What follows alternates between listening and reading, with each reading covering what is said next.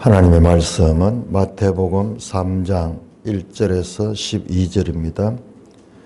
마태복음 3장 1절. 그때에 세례 요한이 이르러 유대 광야에서 전파하여 말하되 회개하라 천국이 가까웠느니라 하였으니 그는 선지자 이사야를 통하여 말씀하신 자라. 일렀으되 광야에 외치는 자의 소리가 있어 이르되 너희는 주의 길을 준비하라. 그가 오실 길을 곧게 하라 하였느니라. 이 요한은 낙타 트롯을 입고 허리에 가죽띠를 띠고 음식은 메뚜기와 석청이었더라.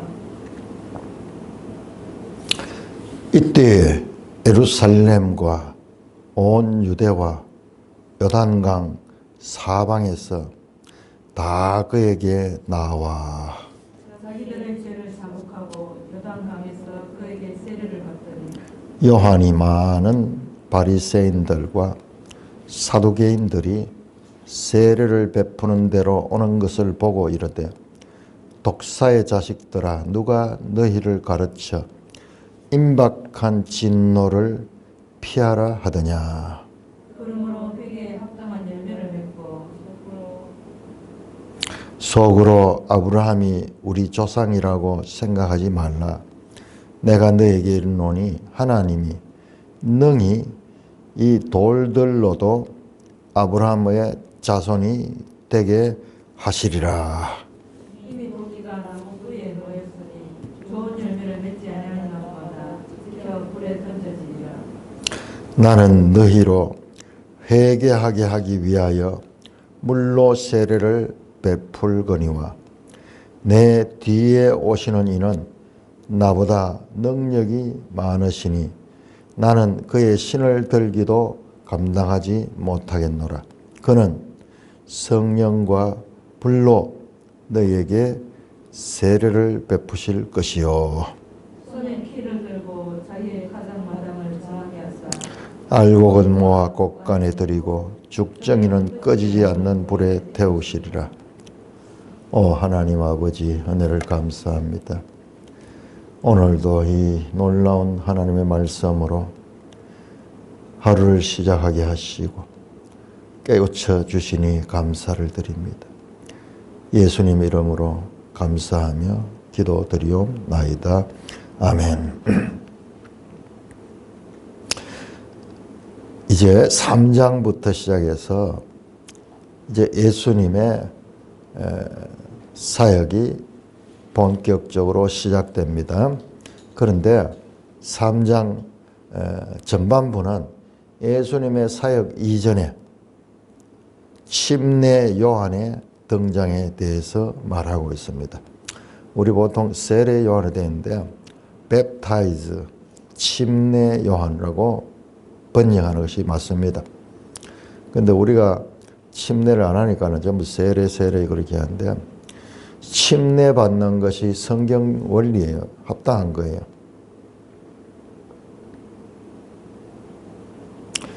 그 일생에 침례를 한 번 받는 게거든요. 그런데 그걸 왜 약식으로 할까? 특별한 경우 무슨 전쟁 시에라든지 위급한 시간에 그걸 대신할 수도 있겠지만은 그러나 일반적으로 또 왜 그것을 보편화시킬까요? 우리가 너무나 관습적으로 익숙해져 있는 것 가운데 할 수 있으면은 성경의 원리를 따라하는 것이 우리 성도들의 바른 삶입니다. 자, 사복음서 모두 세례 요한을 묘사합니다. 여러분 사복음서랑 비교를 해보면요. 마태와 누가복음에는 예수님의 출생과 어린 시절의 이야기들이 나오지만은 마가복음, 요한복음에는 그런 이야기 없습니다. 그런데 사복음서 모두 공통적으로 세례 요한에 대해서, 침례 요한에 대해서 묘사하고 있습니다. 이 침례 요한은 옛 질서의 마지막에 속한 선지자입니다. 구약에서 예언한 뿐만 아니라 이제 3장 13절부터 예수님이 등장하는데 예수님이 세례 받는 장소로 오시거든요. 3장 13절 보세요. 이때 예수께서 갈릴리로부터 요단강에 이르러 요한에게 세례를 받아 오시네. 그러니까 이 마태복음 순서가요, 아주 정교하게 되어 있다고요. 세례 요한이 등장하고 이제 예수님께서 세례를 받으러 등장합니다. 예수님의 공생애가 이제 시작이 되는 바로 그 직전에 세례 요한 기사가 먼저 나오고 있죠. 세례 요한은 신약과 구약과 신약의 교량 역할을 하는 그와 같은 인물입니다. 누가복음은 그를 제사장 가문으로 그렇게 말합니다. 그 부친이 사가랴고 제사장 가문으로 이야기했죠. 그렇다면은 레위 지파가 될 텐데 그 세례 요한이 레위 지파인가? 또 그런 좀 의문이 있고 또 이 제사장 가문이 우리가 중간기에서 이런 것들이 많이 흐려졌어요.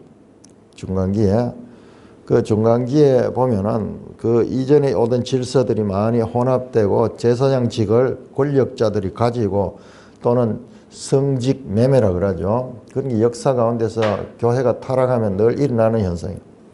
그런 것들도 있었고 뭐 하는 그런 과정이 있었습니다.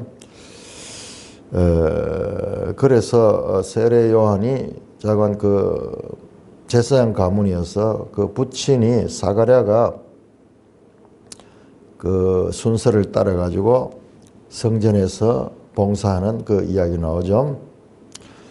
그가 출생한 것은 누가복음에 보면은 누가복음 3장에 보면은 로마 황제 티베리우스 황제 15년 티베리우스 옥타비아누스 황제가 1대 황제고요. 두 번째가 티베리우스입니다. 우리 성경에는 디베료라고 되어 있던 디베료 15년에 사역을 시작했다. 서력 기원으로 따지면 주후 약 28년경, 이 세례 침례 요한이 실제 존재했다는 자료는요, 제가 가지고 있는 이 요세푸스에 나옵니다. 그러니까는 이 침례 요한의 영향력이 그 당시에 엄청나게 컸다는 것입니다. 이 요세푸스는 유대 역사를 담고 있는 책인데 517쪽 18쪽에 나오는데 한번 제가 그 부분을 한번 읽어보겠습니다.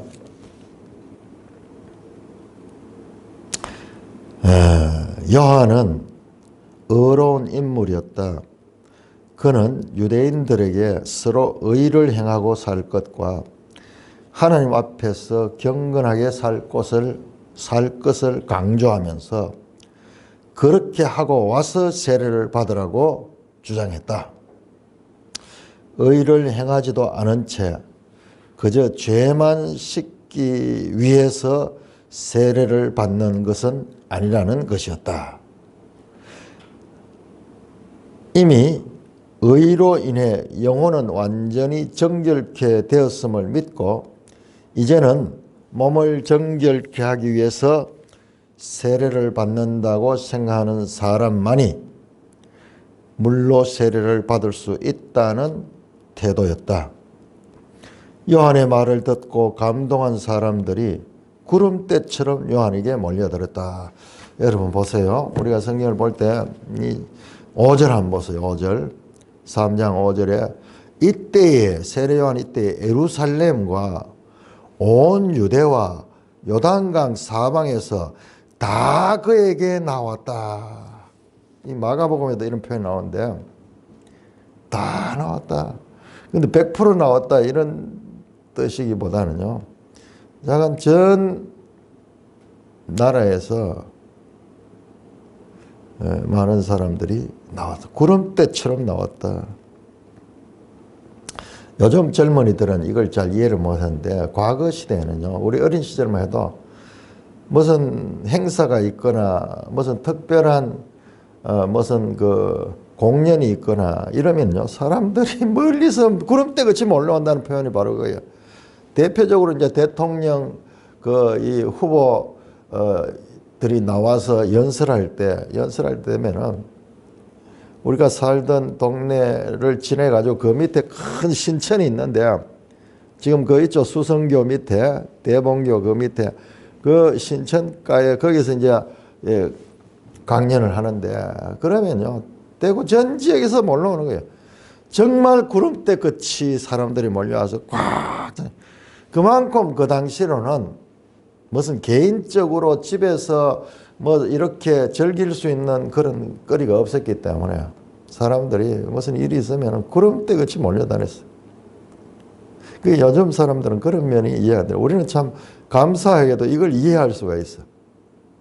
어린 시절에 우리 집이 그 가까이 있었기 때문에 주로 이제 대통령 선거 박정희 대통령도 오고 김대중도 오고 그러면 거기서 후보 강연을 하거든요.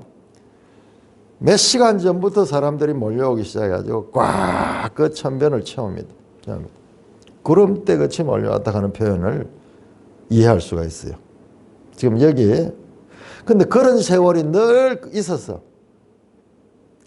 라디오 생기고 그 다음에 텔레비전이 생기고 각 가정에 이렇게 되면서 이제 그런 것들이 대치가 되죠. 그 이전까지 인류는 다 그렇게 했어. 구름대같이 그렇게 몰려왔다. 군중들은 요한이 하는 말은 무엇이나 들을 정도로 요한의 영향력이 커진 것을 본 분봉왕 헤롯이 요한을 죽였잖아요. 나중에 뒤에 나오는데 혹시 요한이 기고만장하여 반역을 일으키지 않을까 심히 걱정하게 이르렀다. 그런 정치가들이 한 사람이 영향력이 이렇게 크니까는 두려워했죠. 마침내 요한을 처형하여 후한을 없애는 것이 상책이라고 생각하기에 이르렀다. 잘못하면 시기를 놓쳐서 나중에 후회해도 소용이 없을 것이라는 생각이 분봉왕 헤롯의 마음을 사로잡았던 것이다. 분봉왕 헤롯, 우리는 앞에서 공부를 했습니다. 바로 앞에 지금 이 시대 세례 요한 시대의 헤롯은 그 예수님 아기 예수를 죽이려고 했던 그 헤롯의 아들이요.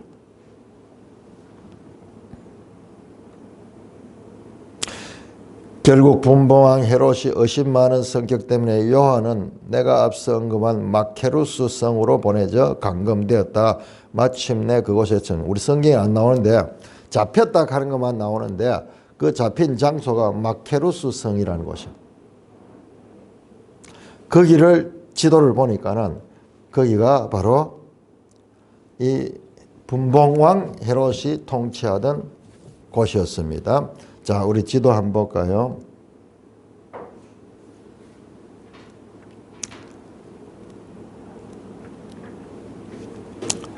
지도 283쪽. 283쪽.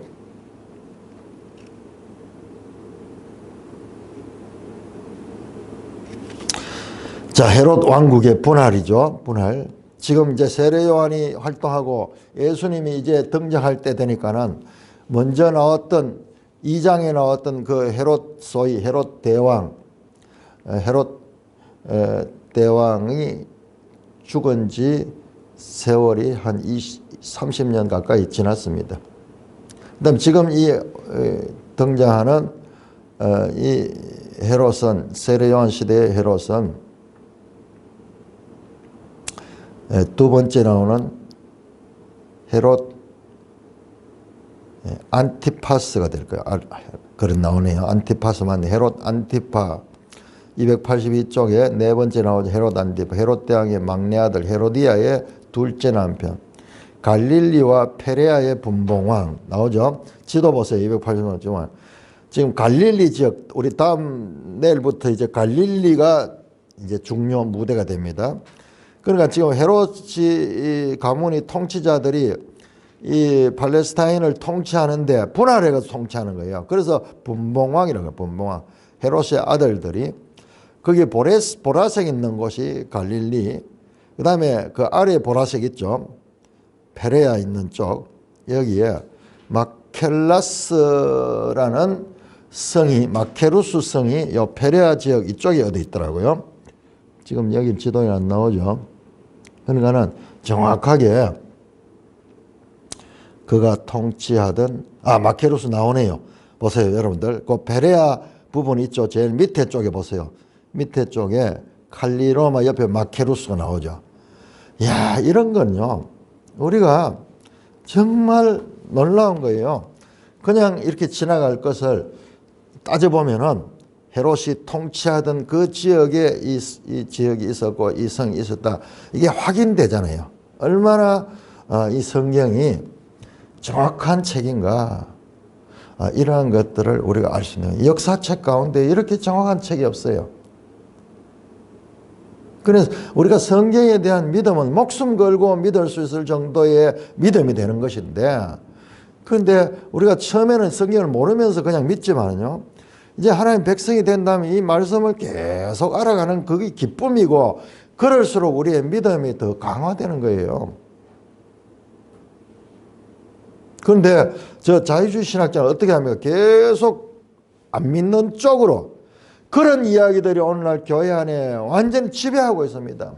신학을 공부했다는 사람들이 그런 공부를 해가지고 성경을 믿지 못할 책으로 계속 분석하고 비판하고 이렇게 하는 거예요.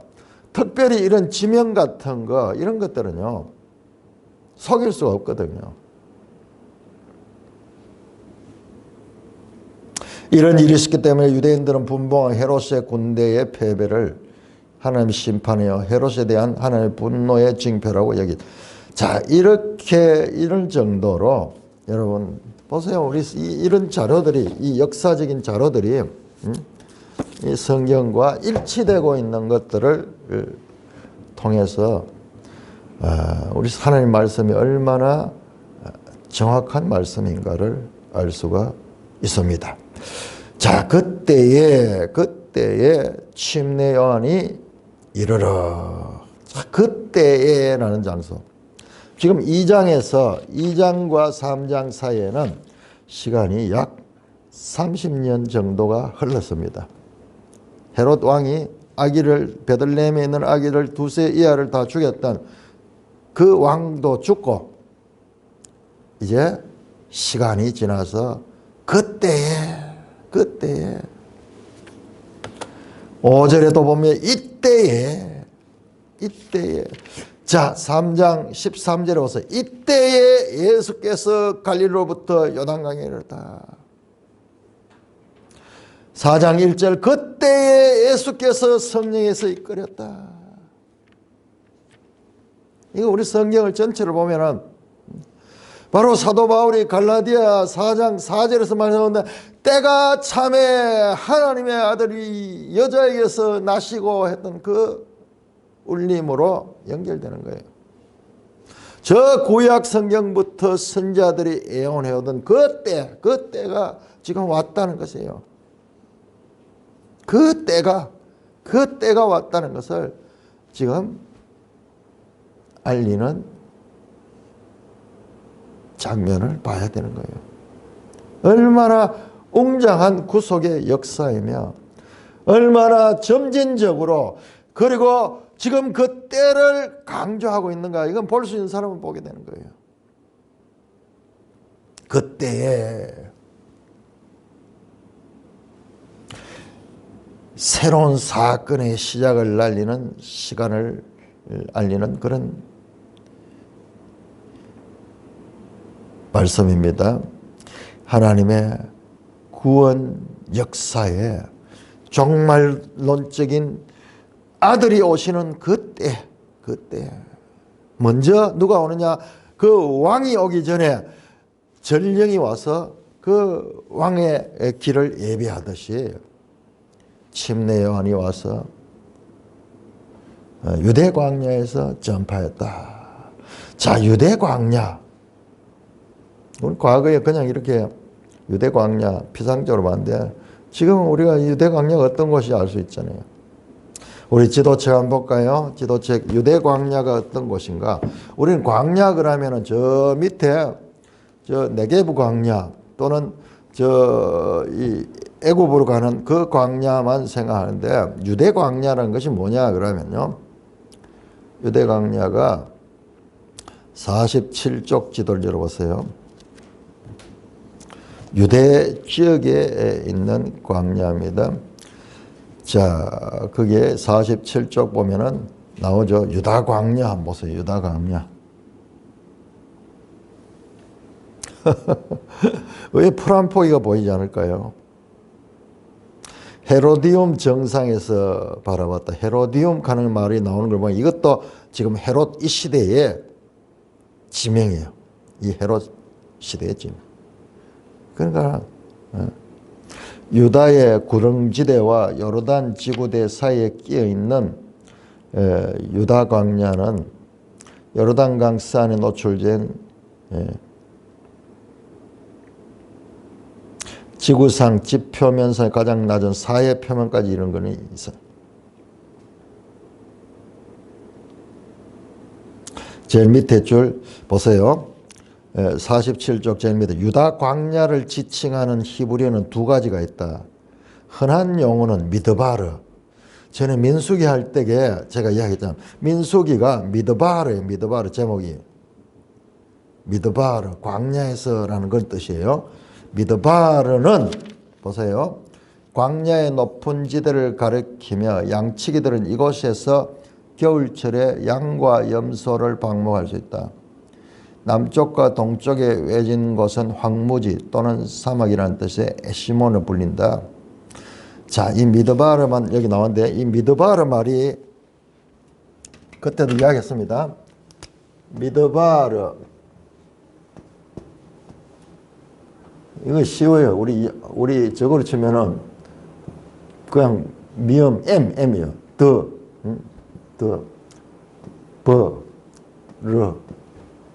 미드바르 광야. 그런데 다발 그러면 말씀이에요. 말씀.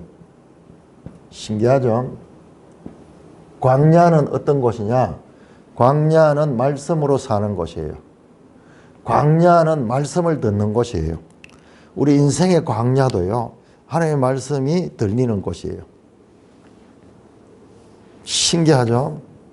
그 힘든 때, 어려운 때, 인생의 광야 같은 시기를 만났을 때 택한 백성들은 특징이 그때 광야에서 하나님을 음성을 들어요.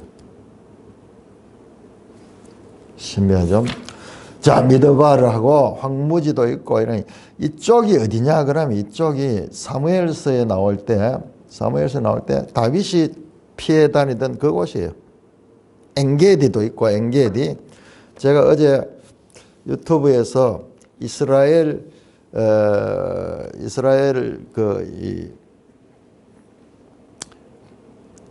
여행하는 그 봤는데 이런 걸 다 봤어요. 이거 차로 저거 사륜 구동차로 가는데도 가기 힘들더라고요. 49쪽에도 한번 보세요. 유다 광야 한번 보세요. 유다 광야는 예루살렘 코앞까지 황량한 사막이 황량한 상태입니다. 성경전 종종 광야에서 척박한 삶을 예르다 하나님 심판과 하나님 백성이 하나님께 의지해야 할 필요성을 설명하고 있다. 밑에 사해도 있고요. 사해 죽음의 바다. 이런 장소.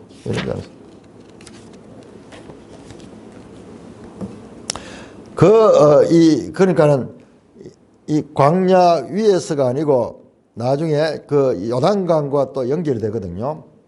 거기에서 이제 말씀 유대 광야에서 전파하여 말하되 제일 먼저 회개하라 천국이 가까이 왔느니라 하였다. 회개하라. 천국이 가까웠다. 자, 신명기 30장 우리 한번 볼까요? 이 말씀이 아주 중요합니다. 신명기 30장 보면 아주 신비한 이야기 나오는데요. 신명기 30장 2절에 보시면은 너와 네 자손이 하나님 여호와께로 돌아와 내가 오늘 네게 명령한 것을 온전히 따라 마음을 다하고 뜻을 다하여 여호와의 말씀을 청종하면 회개하라 하는 이 말이 슈브 히브리어로 돌아오라 하는 거죠.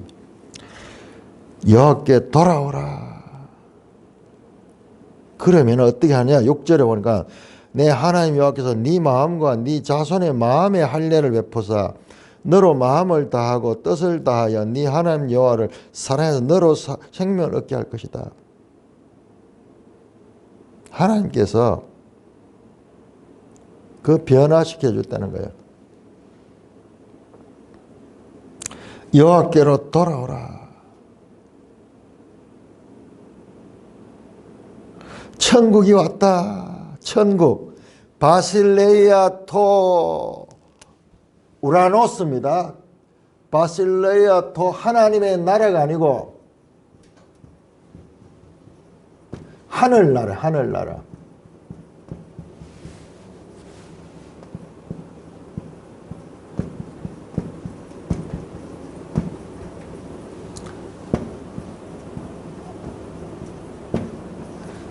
바실레이아 토 하늘 천자입니다. 천자, 이 나라의 나라 국자, 천국. 하늘나라가 왔다. 이 마태의 특징입니다. 다른 복음서는 천국이라는 단어를 거의 쓰지 않아요. 마태만이 천국이라는 것이 30몇 회를 천국을 씁니다.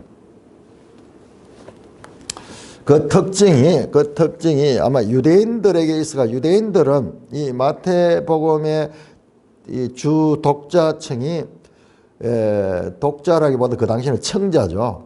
이 책을 가지고 보는 게 아니라 그냥 소리를 듣는 사람들이죠. 그 오늘날 우리는 이제 독자가 됐지만은 이 주로 듣는 청자들이 유대인들이 배경으로 되어 있다. 그래서 구약 성경이 많이 인용되고 구약 성경과 예수 그리스도가 바로 일치된다는 것을 강조하고 있죠. 자, 우라노스 하늘 나라 바실레이아 토 천국이 왔다 가까이 왔다 하는 것은 왔다는 말이에요. 천국이 완료로 돼 있어요. 가까이 왔느니라. 지금 여기 와 있다. 천국이 지금 손닿을 거리에 왔다. at hand. 손을 펼치면은 만지는 그러니까 왔다는 이야기죠. 올 것이다가 아니고 왔느니라. 자, 여기에서 우리가 뭘 봐야 되냐 하면은 다니엘서가 생각이 나요. 다니엘서. 그러니까 우리가 성경과의 관계를 아는 것이 성경 아는 거라고 했잖아요. 다니엘서 2장에서 한 돌이 와서 그 세상 나라를 치잖아요. 그 돌의 나라가 왔다는 거예요. 그 돌의 나라가. 이 지금 마태복음에서 이 한 절로 되어 있지만은 지금 우리가 하나님의 구속사건점에서 보면은 그때 말씀하셨던 그 시대가 시간 속에서 계속 진행되는 그 시가 그 때가 찼다. 그 때가 찼다. 돌의 나라가 왔다. 사람의 손으로 하지 아니하고 나온 돌이 왔다.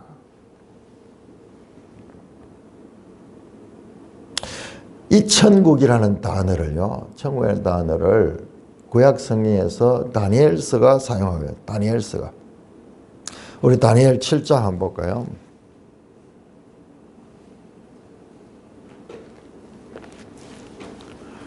다니엘 7장 13절부터 13절에 보면은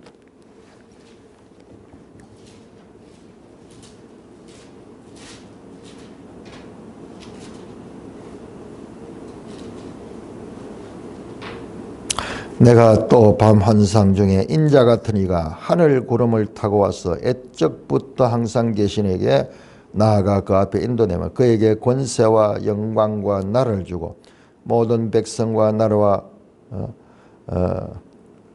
다른 언어를 말하는 모든 자들이 그를 섬기게 하시니 그의 권세는 소멸되지 아니하는 영원한 것이요 그의 나라는 멸망하지 아니할 나라다. 그의 나라가 온 것이에요. 그런데 이 장면에서는 뭐냐 그러면 이게 초림과 재림이 다 이루어진 상태를 받는 거예요. 근데 지금 이 마태복음에서는 그 나라가 이제 시작돼서 장차 이 완성될 때까지 과정이 지금 진행 중이에요. 아직도 진행 중이에요. 그 나라는 멸망하지 아니하는 그 권세는 소멸되지 아니하는 영원한 권세요. 그의 나라는 멸망하지 않는 나라다. 27절도 나옵니다. 27절도. 나라와 권세와 온 천하 나라들의 위세가 지극히 높으신 이의 거룩한 백성에게 붙임받으니 그의 나라는 영원한 나라라. 그 영원한 나라. 다니엘서와 마태복음이 일접한 연관을 가지고 있습니다.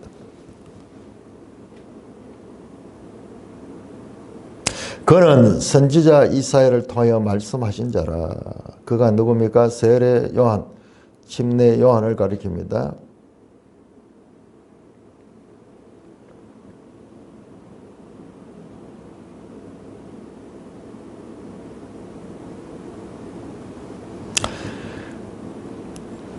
선지자 이사야를 통하여 말씀하신 자라.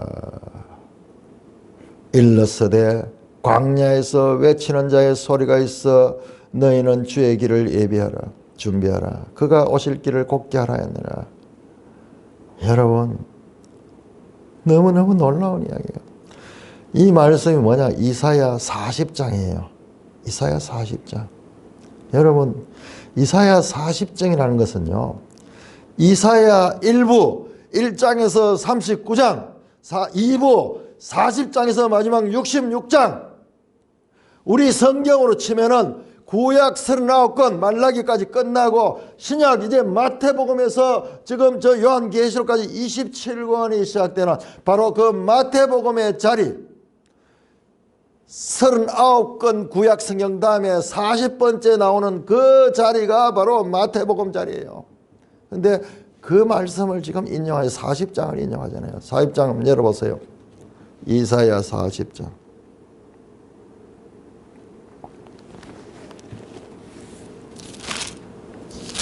우리가 이사야서를 알아야지 이게 제대로 감동이 오는 거죠. 제가 여러 번 이야기했죠. 이사야는 66장으로 구성이 되어 있어요. 이거는요. 사람들이 나중에 편리하게 이렇게 장절을 나눈 건데도 불구하고 66장인데 놀라웠게도 1부가 39장까지고 2부가 40장에서 66장까지인데 구약 39권, 신약 27권 그 구성으로 되어 있는데 근데 내용도 보면 똑같아요. 내용도 40장부터 시작해서 보세요. 40장부터 어떻게 나 너희 하나님이시되 너희는 위로하라 내 백성을 위로하라. 너희는 예루살렘의 마음이 닿도록 말하며 그에게 외치라. 그 노역의 때가 끝났고 그 죄악의 사함을 받느라 그의 모든 죄로 말미암아 여호와의 손에서 벌을 100배나 받느냐 할지라 하시네. 출발이요. 그 노역의 때가 끝나고 그 죄악의 사함을 받았다. 해방과 그리고 위로의 메시지로 출발합니다. 거기에 나오는 이야기 바로 3절 외치는 자의 소리에 이르라 너는 광야에서 여호와의 길을 예배하라. 사막에서 우리 하나님의 대로를 평탄케 하라. 골짜기마다 도도지며 산마다 언덕마다 낮아서 고르지 못하며 세례 요한이 한 말이잖아요. 6절 말하는 자의 소리여 이르되 외치라. 대답하되 내가 무엇이라 외치리까. 이르되 모든 육체는 풀이요 그의 아름다운 모든 아름다운 들의 꽃 같으니 풀은 마르고 꽃이 시듬은 여호와의 기운이 그의 불미라. 이 백성은 실로 풀이로다. 풀은 마르고 꽃은 시드나 우리 하나님의 말씀은 영원히 서리라. 이렇게 하면서 새 시대를 말한대요. 여러분 이사야 66장 한번 보세요.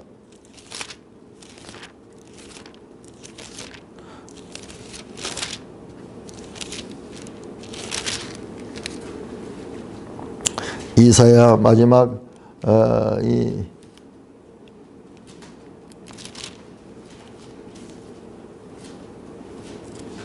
65장 17절 보세요. 보라 내가 새하늘과 새 땅을 창조하느니 이전 것은 기억되거나 마음에 생각나지 아니할 것이라. 새하늘과 새 땅을 창조하네. 계시록 21장 1절에 나온 새하늘 새 땅이 나와. 어떻게 성경이 이렇게 구성이 되었을까요? 이거는요 그냥 이 책 속에 있을 때는 아무것도 몰라요. 그래서 성경과 성경과를 연결해서 보면 너무 놀라운 이 하나님의 뜻을 우리가 볼 수 있어요. 이 하나님의 영감된 말씀이라는 것을 우리가 알 수가 있는 거예요. 거기에 나오던 그 이사야 40장에 그 말씀이 여기에서 정확하게 인용이 되고 있는 거예요.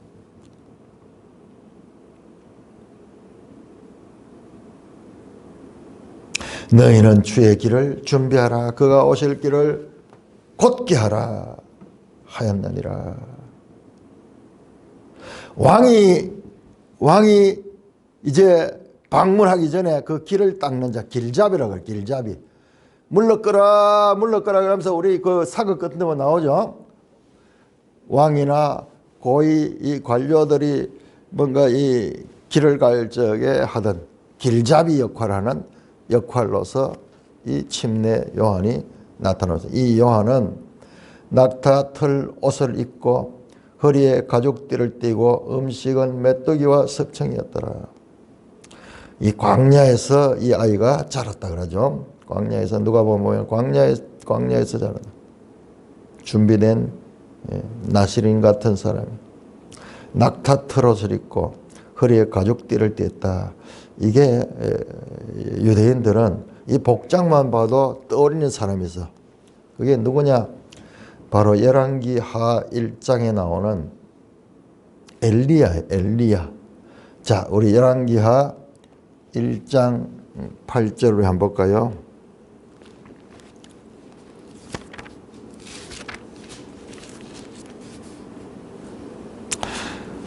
열왕기하 1장 8절 이렇게 말하 그들이 그에게 대답하되 니한테 이런 말 한 사람이 누구냐? 그러니까는 그 목격자들이 그는 털이 많은 사람인데 허리에 가죽띠를 띠었더라 하니 왕이 이르되 그는 디셉 사람 엘리야로다. 음식은 메뚜기와 석청이었더라.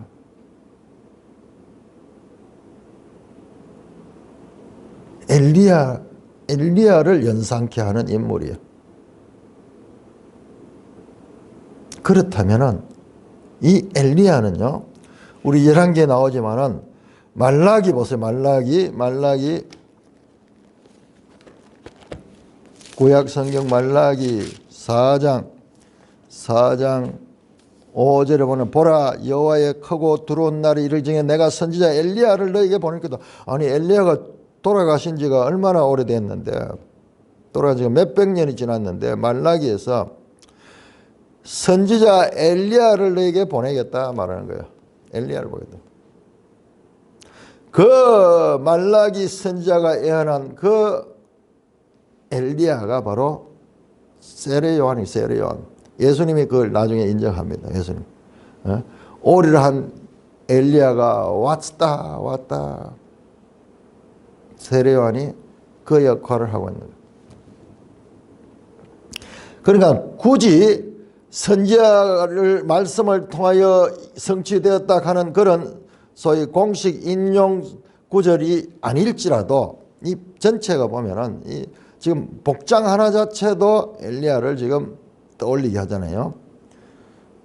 그리고 말라기 나오죠. 이 지금 세례 요한이 말라기의 성취다 하는 것을 알고. 그래 전부 이 구약의 성취가 이루어진 것이다. 예수님은 바로 구약의 모든 성취를 이룬 분이라는 그런 메시지도 그 속에 담겨 있는 것입니다. 이때의 5절입니다. 예루살렘과 온 유대와 요단강 사방에서 다 그에게 나왔다. 내가 처음 이제 성경 공부할 때 마가복음을 공부를 했는데 그때 우리 그 최 목사님이 1장에 이게 나와 마가복음 첫 장. 그런데 그때 이 평범한 말씀인데 그때 이 말씀이 감동으로 왔어요. 가슴이 막 뜨거워지면서 그때부터 시작해서 매일 그렇게 뜨겁게 됐어요. 그냥 읽던 말씀인데도 불구하고 예루살렘과 온 유대와 요단강 사방에서 다 그에게 나왔다. 그래서 내가 그냥 볼 때는 이걸 봤는데 이걸 말씀을 좀 자세히 보니까 엄청난 사람들이 왔는 거예요. 저 세례 요한 사건은 저 어느 변두리에 어디에서 일어나는 그런 일이 아니라 온 세상에 공개되면서 영향을 끼치던 그 오죽했으면 세례 요한이 바로 메시아인 줄 사람들이 알고 그에게 나왔대요. 바로 수백 년 동안 기다리던 그 메시아가 왔다. 그럴 정도로 영향력을 끼쳤던 인물입니다. 자기들의 죄를 자복하고 요단강에서 그에게 세례를 받았다. 죄를 자복하고 요단강에서 그에게 세례를 받다. 자, 요단강이 뭡니까? 이 요단강이 과거에 출애굽한 이스라엘 백성들이 이제 요단강을 건너서 가나안 땅에 들어가죠. 가나안 땅에 들어가죠. 자, 그런데 그 요단강을 건너기 전에 하는 것이 있어요. 바로 여호수아서에 요단강 건너기 전에 한 것이 무엇입니까?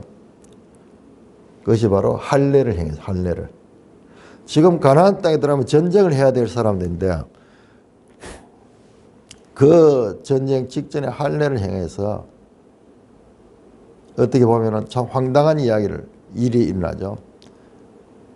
그리고 요단강을 법궤를 앞세우고 건너갈 때 요단강이 갈라지죠. 그렇게 건너죠. 그 할례와 요단강 도하를 지금 포함하는 장면이에요. 요단강에서 세례를 행했다. 이제 저 광야에서 가나안 땅에 들어가듯이 이제 크게 보니까는 저 죄와 사망에 종되었던 삶에서 이제 새로운 천국, 하늘나라, 예수님께서 가져오신 그 하늘나라로 들어가는 그 장면을 지금 패러디하듯이 그렇게 세례를 받습니다. 요단강에서. 7절입니다. 요한이 많은 바리새인과 사두개인들이 세례를 베푸는 데 오는 것을 보고 이르되. 자, 여기에서 많은 바리새인과 사두개인이 등장합니다. 우리는 성경을 처음 읽듯이 봐야 돼. 갑자기 이들은 누군가? 바리새인과 사두개인 누구냐? 그것도 수가 많이 있어. 많은 바리새인과 사두개인이 나왔다. 자, 우리 지도책 300쪽을 봅니다.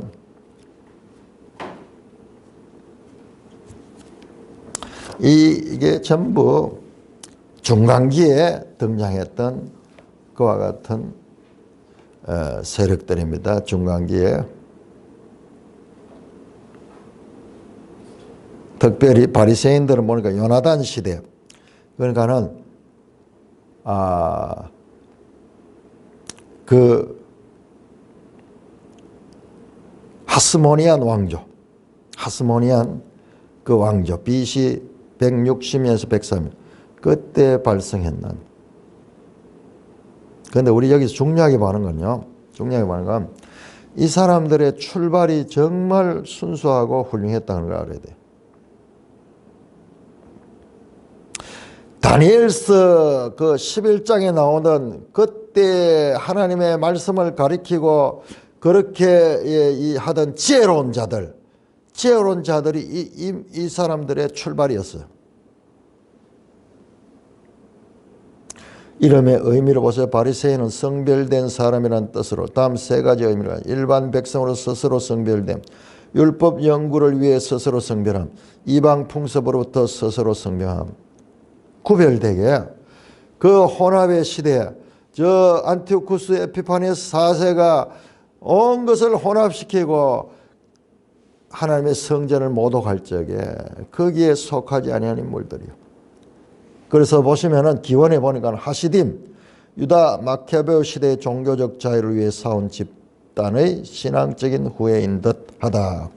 자, 우리 다니엘 11장 한번 열어봐. 다니엘 11장 중간기가 얼마나 중요한가? 그러니까 내가 이 다니엘 11장을 이걸 한 절 한 절을 다 설교를 했어요. 다 설교.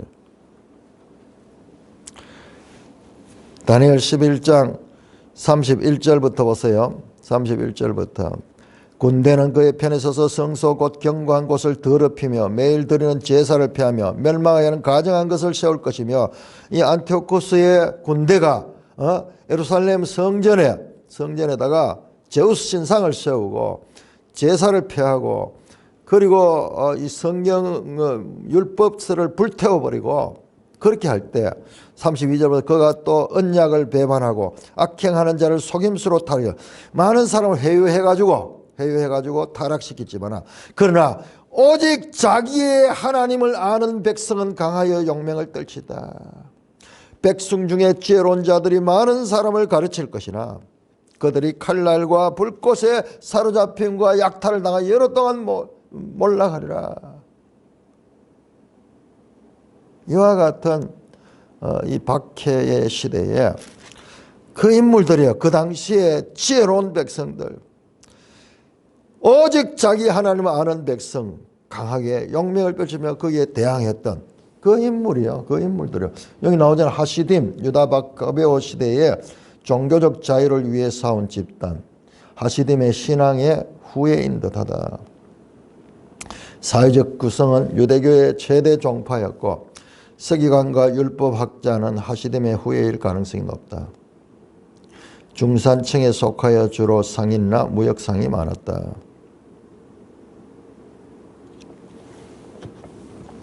이 바리새파는요, 내가 따로 연구했는 건데 마카비 전쟁 때 헬라화 운동을 막기 위해 일어난 종교인들로 구성된 것인데 점차 이제 그들의 업적에 사로잡히면서 율법주의로 기울어진 당파라 볼 수 있다.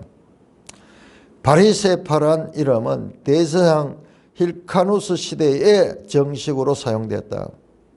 힐카누스는 바리새인이었다 후에 사두개파로 넘어갔고 그의 아들 얀니우스는 바리새파를 진멸하려까지 했다. 자, 그 밑에 보면 사두개인 나오죠. 사두개인 BC 200년경에 발생한 데다. BC 200년경이요. 그것도 바로 이 다니엘서 나오는 그 안티오쿠스 3세 때예요. 3세. 그때 사두개인은 의미는 의로운 사람, 사독하는 게 이 차다크 가는 게 사독. 의로운 사람들이라는 이 이름을 사독 제사장의 후손들이라고 말합니다. 자, 이 사람들은 주로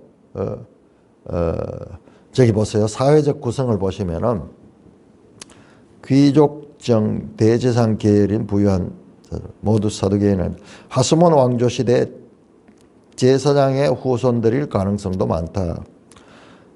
자, 이 사람들은 신학적 특징을 한번 보세요. 신학적 특징. 바리새인들은 성경 중심이고요. 그 다음에 사두개인들은 모세 오경만 인정하고 그렇습니다. 이 사두개인들은 권력적인 그런데 관심이 많고요. 주로 이제 성전에 관리하고 이런 데 관심하고, 이 바리새파는 그 율법에 관심이 많은 분들. 자, 이 사람들이 한 무리로 지금 취급되고 있는 바리새인들과 사두개인들이 세례를 베푼 데 왔다. 자, 이 사람들이 왔는 것은 내용을 보면은 세례를 받으러 온 것이 아니고 이것을 조사하러 왔던 것 같아요.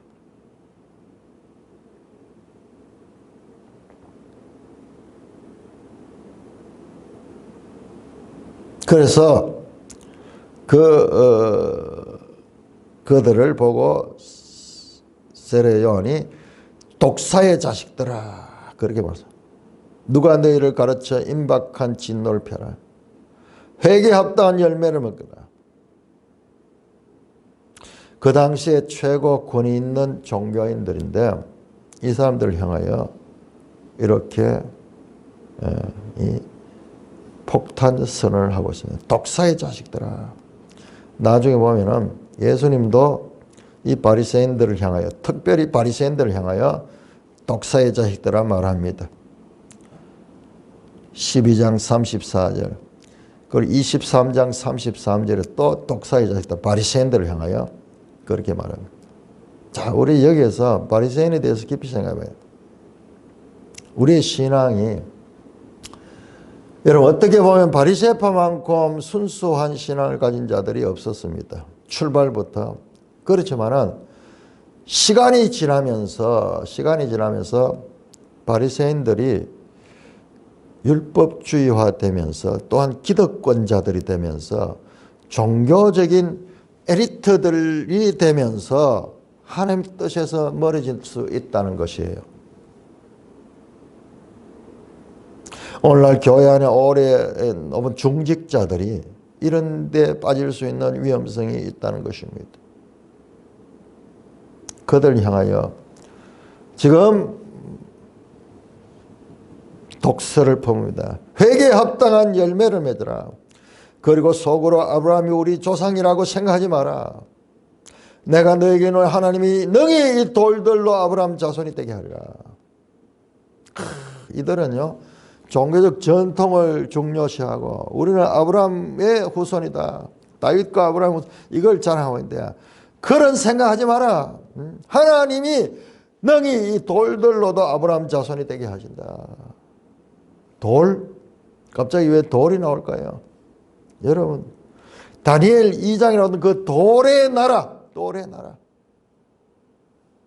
이 돌의 나라가 이제 혈통적 아브라함의 후손만이 아니라 회개하고 예수 그리스도를 믿는 자는 바로 그 다니엘에서 나오는 그 돌의 나라가 되는 거예요. 이미 도끼가 나무 뿔에 놓였으니 좋은 열매를 맺지 않은 나무마다 찍혀 불에 던지라. 이 메시지에서 뭐냐 그러면은 혈통적, 전통적 이와 같은 인간적인 그와 같은 기득권을 가지고 종교적인 권세를 가지며 거기에서 종교 권력을 누리는 자들을 향하여 지금 메시지를 던지는 거예요. 이제 그런 것들이 아니다 하는 거예요. 그러면서 세례 요한이 말하면 나는 너희로 회개하기 위하여 물로 세례를 받고 내 뒤에 오시는 이는 나보다 능력이 많으시다. 요한의 메시지는 자신이 아니라요. 나는 물로 세례만 내 뒤에 오시는 나보다 능력이 많으시다. 자, 여기 이 말씀이요. 나보다 능력이 많으시다. 이스카리오스 더 강한 자라는 말이에요. 더 강한 자. 내보다 더 강한 자고 내보다 더 큰 자다. 뒤에 보면은 13장에 보면은 13장이 아니고 12장에 보면 나옵니다. 강한 자와 더 강한 자 이야기 나올 때 그 단어예요 이게. 그런데 우리가 능력이 많으시다 이렇게 번역해 보내요. 그 말씀과 완전히 예수님은 항상 지금 더 크시니 더 능력이 많으시니 더 이 궁극적인 분이심을 나타내는 표현입니다. 나는 그의 신을 들기도 감당치 못하나. 자신은 단지 이 능력 많으신 분, 더 강하신 분, 내 뒤에 오시는 그분을 위해서 내가 길을 닦는 존재다. 자신의 정체성을 분명히 알고 있죠. 나는 물로 세례를 베푸지만 그는 성령과 불로 너에게 세례를 베푸다. 성령과 불. 세례 요한의 말씀은 새 시대와 성령을 말씀하고 있습니다. 에스겔 36장 새 영을 주시겠다. 요엘서 2장에 이 성령과 불로 임하시겠다. 사도행전 2장에 인용했던 그 성령과 불, 사도행전 2장에 나타나는 그 오순절에 일어났던 성령과 불의 역사. 요한의 세례는 불과 성령으로 하는 세례의 예고편이다. 불과 성령으로 그리스도인의 세례가 바로 올 것인데 그것이 바로 예수 그리스도로 인하여 오는 그리스도의 세례다. 성령은 새 시대의 도래를 알리는 핵심적인 표시입니다.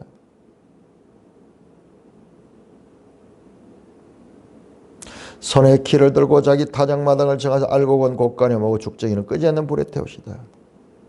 그분이 오셔서 성령과 불로 세례를 베푸시는 그 시대가 왔다. 그러면서 그들을 향하여 지금 회개하고 그 천국이 왔음을 믿고 자신을 낮추고 그분의 말을 들으라고 지금 가르치고 있습니다. 찬송가 278장